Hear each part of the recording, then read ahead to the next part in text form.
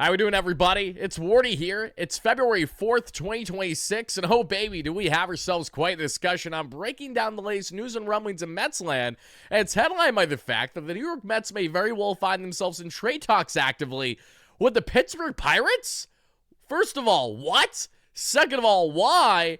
Third of all, how? And for what? That is what we're going to break down in this video, everybody. We're going to get into where this reporting stems from, the credibility versus lack thereof. We'll get into the players that the Pirates are in the market for, which does in fact include Brett Baty and Mark Vientos, just to name a few. We'll talk about the guys that could find themselves coming to Flushing, Queens, and a potential trade that the Mets may find themselves after, if not what we know reportedly to this point, and much more. So sit back, relax, and get yourself ready for the ride, which is our latest breakdown here at WardyNYM. All I ask is that you guys hit that like and subscribe button, as it's a fantastic way to support the platform.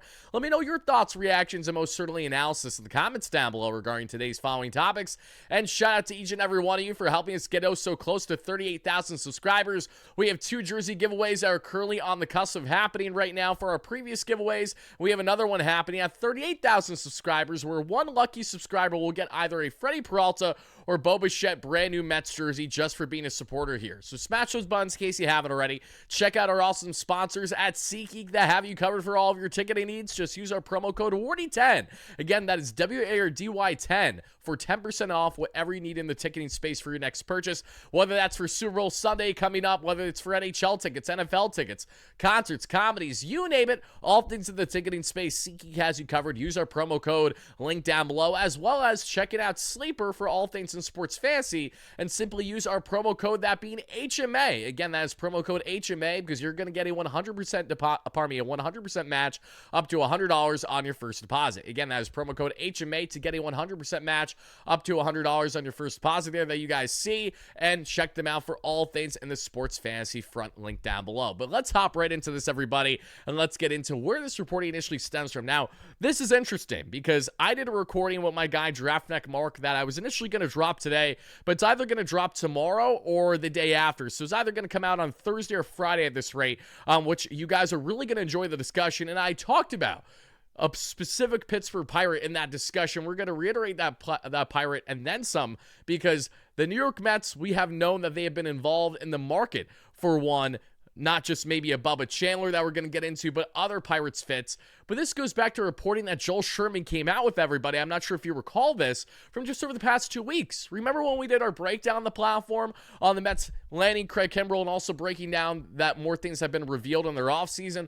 Well, that included the fact that the Mets have had steady dialogue throughout the entire course of the offseason with the Pittsburgh Pirates in regards to their young pitching talent. So that is not surprising, and now see the Mets reaffirm connected to the Pirates again. But I would just like to share the following. One, we see here from Mr. Andrew Filipponi on X, you guys will see Filipponi, and he, if I'm not mistaken, does a solid job covering all aspects of Pittsburgh sports for 937 The Fan that you guys can check out. But I have a major gripe with this source right away, and here's why. I'm a Pittsburgh Steelers fan, for those that are unaware, and Andrew talks about all aspects of Pittsburgh sports, not just the Pirates. And 9 out of 10 times, every single time that I've seen this man talk about reports or sources, it has not come to fruition. So that is a massive red flag number one. I think the easiest way to evaluate someone like this is that he's in a very similar category to how we view someone like Hector Gomez on the MLB scene. Hector has been right before, but has also been wrong plenty, and Andrew is in a similar category as that. But here's why I do believe that there is a level of truth to this, even if it is maybe not as pronounced as maybe what we're making it out to be at the moment, and that is for 2 very valid reasons. One, I would be lying if I didn't say that I was relayed over the past 24 hours from people that I know and the industry in confidence that have essentially stated that the Mets have continued their dialogue with the Pittsburgh Pirates, and yes, they are involved in that market actively. To what degree? Your guess is as good as mine, but I did hear that prior to seeing this post that we see from at the Pony Express here on X. And secondly, and this is also very notable, going back to what I stated from Joel Sherman of the New York Post, for Sherman to reiterate over the past 2 weeks that the Mets have had this steady back and forth going with the Pirates essentially all offseason long makes this very believable. So whether it happens or not is a completely different discussion, but there are enough crumbs in this to suggest that, okay, maybe you should take this with that minimum a grain of salt or with something greater. And right now I'm in the category of I'm taking this with a grain of salt while also knowing that there have been reported connections between the two of greater credibility, far greater than Andrew here. And for that reason alone is why I'm going to buy into this a little bit. So let's go ahead and let's buy in and let's talk about the following. The Pirates have engaged in trade talks with the New York Mets and are pursuing Brett Baty or Mark Vientos. Both play third base, but have been uprooted from that position thanks to the Mets' moves this offseason. Asking price is high, but something can still get done. Now, this is not surprising. I've been long telling you guys, all offseason long, that I'll be shocked the Mets have Mark Vientos, Brett Baty, and Ronnie Mauricio all on this roster by time that spring training is really in the thick of things. Obviously, I wasn't surprised to see Luisangel Acuna being traded, and what a great trade it was for the Mets, and that essential 1-for-1 for Robert, because you're taking on Robert's salary for the 2026 season. I think that has so much upside. It's through the roof for the Mets. I'm very excited to see how that's going to pan out. But even after trading Luisangel Acuna, there was always clear signs that the Mets should absolutely, if they find a need for need, kind of a win-win scenario of a trade, make it happen, because you still have an abundance of riches of infielders that you're going to currently give very limited playing time to. Brett Baty, as of now, is a player that the Mets could see getting north of 500 plate appearances next season.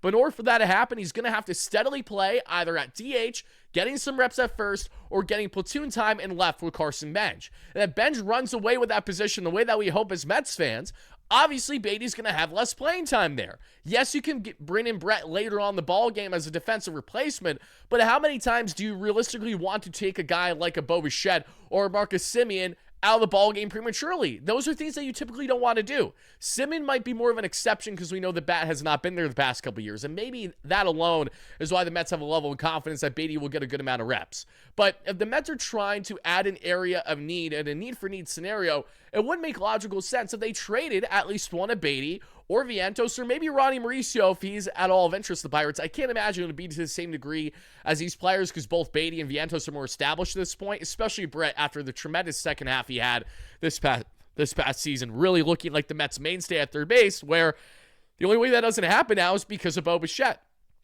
And while there's a part of me that doesn't want to trade Baty because Bichette may only be a one and done in Queens, and then you can at least have security of Baty for the 2027 season and beyond in the infield, I'm all for adding to a Mets team that could still use some more moves this offseason. There is no denying that. So let's talk briefly here about the value versus lack thereof that both Baty and Vientos present. Because right now when we take a look at the depth chart of the Pittsburgh Pirates, this is what their lineup and their offense is currently configuring. And as you guys can see, this is per Fangraph, so of course things can change here. As of now, their first base option is Spencer Horwitz. Second base, Brandon Lowe, or Lau, potato. Right field is Brian Reynolds. DH is Ryan O'Hearn, but I think O'Hearn's going to get a good amount of time at first base. He's a very defensively sound first baseman. Nick Gonzalez at shortstop. O'Neal Cruz in center. Jared Triolo, who we're going to talk more about later on in this one, at third base. Jake Mangum, former Mets prospect, a late bloomer, slap hitter who just goes opposite field all the time because he's constantly behind with his swing, and Joey Bart there at catcher. So I'm looking at a Pirates team that easily could use both Brett Baty and Mark Vientos right now at minimum, or at least one, right? Because Baty, if he was traded, could easily become the starting third baseman right away, filling the shoes of what Brian Hayes was there up until he was part of with, and now was with the Reds most recently, if I'm not mistaken. And he's also someone that can play all over. So if you need to give Baty some reps at third base, give him some reps in left field, a far greater certainty in what you're getting over Jake Mangum and Jared Triolo. Now, while Triolo had a very strong second half this past year, and two, like Baty, can play all over the infield. That is true. Baty is the better and more polished immediate player. No denying that. Baty would bring stability to the hot corner for the Pirates in ways that they haven't had, because they've had a defensively sound third baseman for years in Brian Hayes, but they haven't had really much any offensive output there. They would finally be getting that in Brett Baty, who I absolutely could see thriving in more of a hitter-friendly ballpark in PNC in Pittsburgh, gorgeous stadium, for half the season. So then you add in Mark Vientos, okay? Whether it's with Baty or separate from Baty, Vientos too makes a lot of logical sense, because while he is absolutely a defensive liability, I look at the room right now and I look at first base / DH as that is absolutely fit for Vientos, because depending on what they would do with Spencer Horwitz's role or lack thereof for the upcoming season, Vientos is someone who I think could get consistent reps at DH and could platoon from DH to third base. And for the time that Vientos is not at third base, they have Triolo there because they showed Triolo live in real time last year playing all over the place without much of an issue. So again, do I think you should play Vientos at third base? No. But at the same time, the Mets aren't operating the same as the Pirates. So if the Pirates trade for Vientos, they may give him greater keys to thrive in the infield in ways that the Mets simply are not going to allow for more than rightful reason. So that's what you kind of have right there as we evaluate kind of both Baty and Vientos, because Mark, we know the power's there with Vientos. He's 17 home runs, 61 RBIs this past year, right around league average as a batter. But the problem with Vientos is not just the lack of defensive ability. It's a guy that has no options left, which means that if the Mets DFA him, he can be picked up by any team.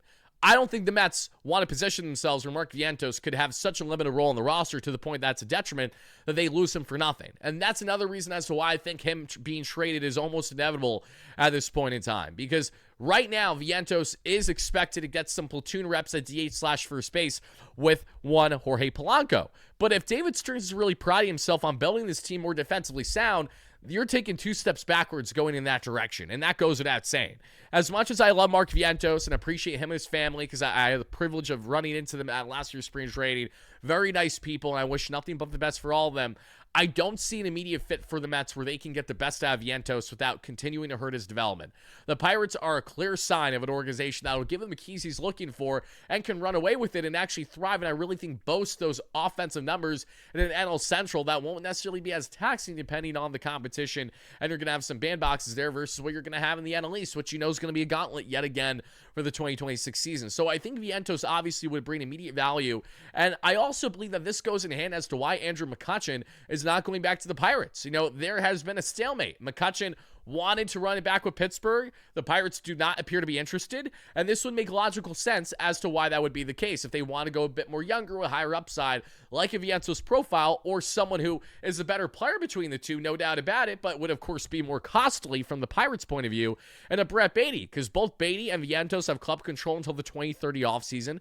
Baty, as we know, is someone who 18 home runs, 50 RBIs this past year. I really like Brett Baty. I don't want to see him go. He's 11% above league average, a 2.3 WAR player, showed effective ability to be very good offensively and defensively at third, and at times at second base. That is a very valuable player right there. But knowing the status of the organization, knowing that the Mets are still in more need for pitching, it would make logical sense if they do a move where they trade some of these young assets in return for either starter help and or reliever help. And that brings us to the other fun wrinkle in all this, because if the Mets are really in these trade talks with the Pirates and you have Baty and Vientos involved, why was it that yesterday through, if I'm not mistaken, Ken Rosenthal, The Athletic, it was reported that the Pirates are now in the market for Framber Valdez?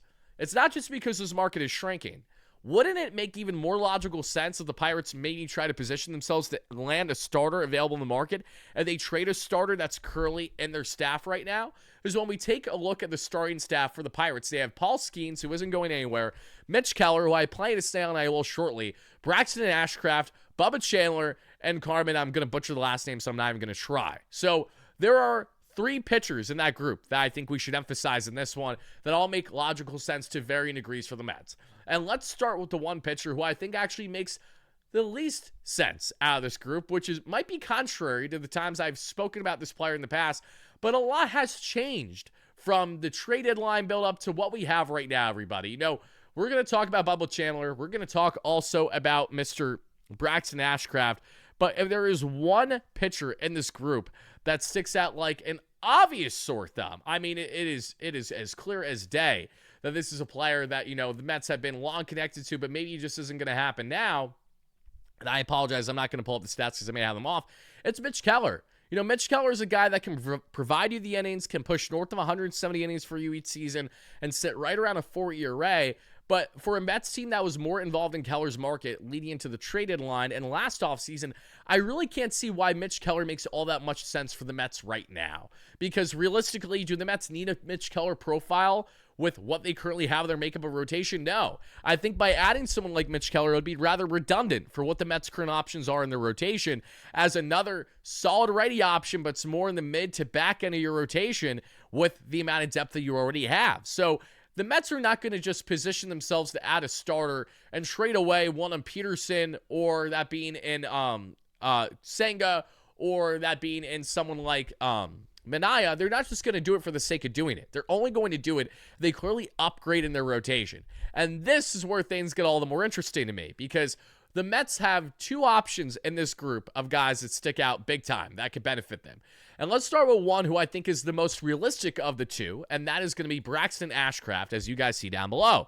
Ashcraft, the 26-year-old right-hander, just got his major league career started this past season, and damn, did he have himself a really, really nice year there for Pittsburgh, as you guys can see from the numbers down below. And what I find interesting about Ashcraft is that he falls in a very similar category as Tobias Myers, who the Mets acquired with Freddie Peralta in their big Brewers blockbuster trade. And that is someone who can be utilized as both a starter and a reliever. He had 26 games this past season, but he had under 10 of them as a starter that we saw.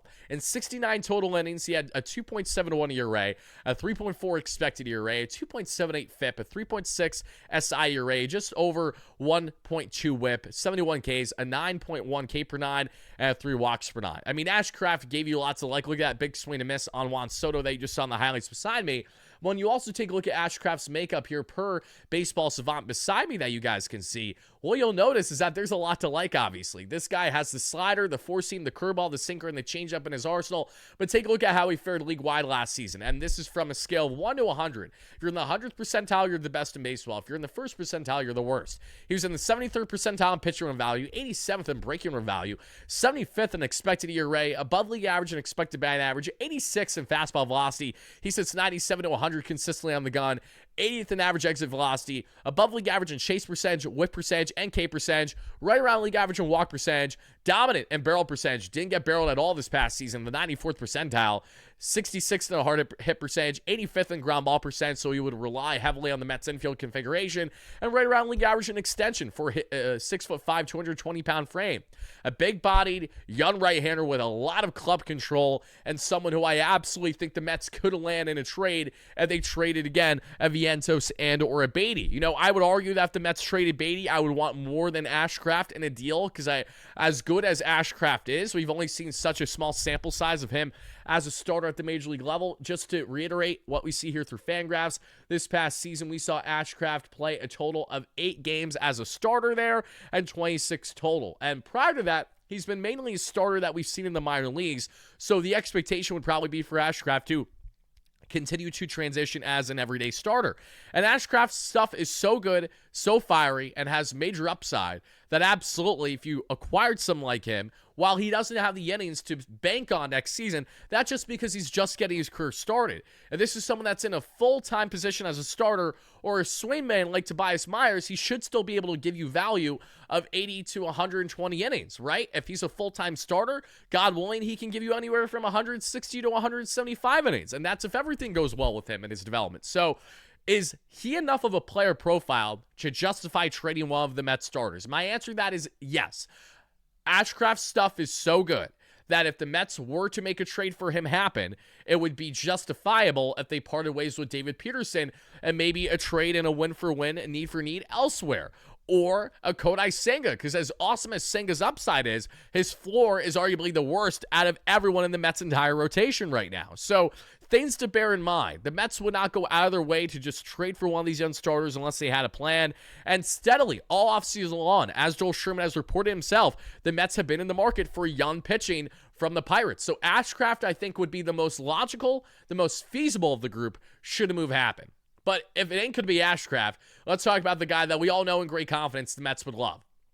And that's Bubba Chandler, okay?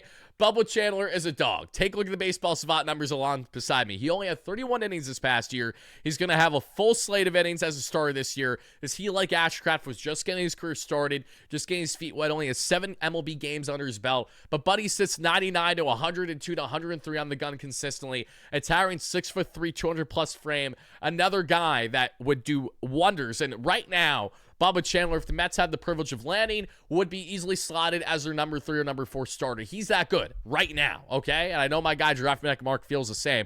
Just look at the numbers. Again, elite percentiles, 4-seam, changeup, slider, curveball, and just 31 innings this past year at a 4 ERA, but a 3.6 expected ERA, a 2.6 FIP, a K per 9 of right around 9 strikeouts per 9, of just over 1 walks per 9. But he dominated the strike zone, did it brilliantly. And as you can see, going back to the highlights that we started the video with today, Bubba Chandler brings so much upside. It's through the roof. To have club control with a weapon like this till 2032, listen, this is a guy that's so good that could literally make you, I'm not saying that you need to, but Bubba Chandler's upside is so significant that God forbid if a guy like, if a guy like Jonathan didn't pan out, it wouldn't be the end of the world because that is how good Bubba Chandler is, right? Like, if Christian Scott didn't pan out, it's okay because that's how good Bubba Chandler is. And you can make the argument that in order to acquire Bubba Chandler, you would have to trade not only Brett Baty, but you would probably have to trade a Christian Scott profile. You would have to trade probably one of your young pitching prospects, but isn't to the same degree as Chandler because that's where Baty kind of helps offset things. That if you need to dabble into your farm for guys that are maybe out of your top 15 or so prospect-wise, help juice the deal, you do it. Bubba Chandler's upside is to be literally a ace caliber pitcher alongside Paul Skeens. That is the ceiling with a pitcher like him. And the floor is what we're getting right now, which is still really, really good. So are the Mets going to make a trade for Bubba Chandler happen? I'll be ecstatic if they do. I'm not sure how they would make it happen. I'm also not sure why the Pirates would have such an appetite. But maybe if the Pirates are so adamant on really boasting their infield, boasting their offense for the upcoming season. And here's the interesting thing. Again, if the Pirates are in the market for Framber Valdez, why wouldn't they be involved in the market of a guy like Zach Gallen or Chris Bassett, who also has markets that are clearly fallen right now? I would not at all put it past them that they would find themselves signing one of those starters on a short-term contract if it meant that they were doing a trade to part ways with one of the young talents that's currently slotted in their rotation. And they lost Chandler or they lost Ashcraft and replaced him with one of those guys, they would be adding more of a certainty into their rotation as they try to be fairly competitive next year, and they get young assets to help them on the offensive and infield front.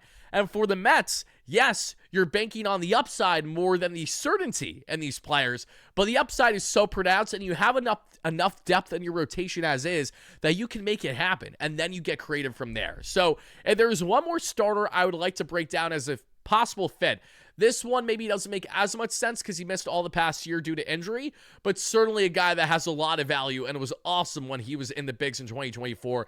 And that's the flamethrowing Jared Jones. You know, Jared Jones is not like Bubba Chandler and not like Braxton Ashcraft. You know, he's sub 6 foot, a smaller frame, throws gas, and transparently, I have a level of concern with that only because guys that are sub 6 foot throwing gas are just continued ticking time bombs with their elbow. Even with Jones, who missed the past year with injury, you know, I think of Spencer Strider, you know, a notorious flamethrower, but the body just doesn't handle it nearly as well when they don't have as much of a frame to work with.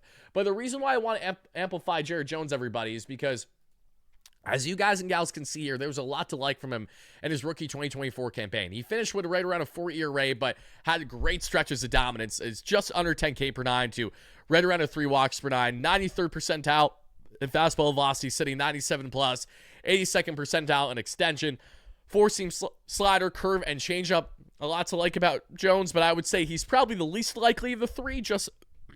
Oh, I did not mean to do that. I apologize. My knee just crashed into my desk as I tried to lift myself up for a second. And that did not feel great, but we're going to run with it. All I have to say about Jared Jones is that I think he has immense upside. Another player where if the Mets landed could certainly bring to the table someone who's only getting better. Just like Bubba and these guys are only in their early 20s. He's the same age as Nolan McLean right now at 24. Jones has immense upside. Would very much be in favor of him, but I would be surprised if it happened more so because of the fact that he was not pitching at all the past calendar year.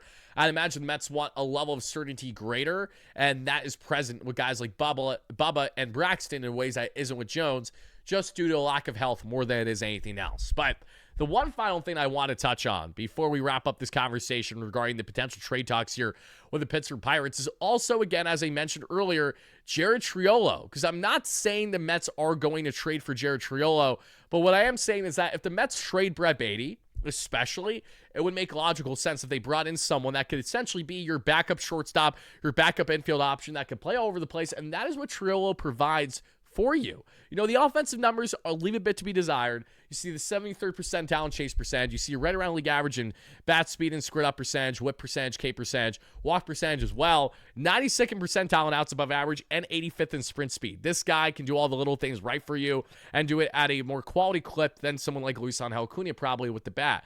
You know, Triolo had himself a 286 OPS and only 209 plate appearances in 2023 with just under 300 average. Then in 2024, in a larger sample size, he didn't do nearly as well, fell off a cliff there, 446 plate appearances, 611 OPS, had a 667 OPS this past season. That's a better number anyways, with 227 average, 7 home runs, 13 stolen bases, and 41 runs scored.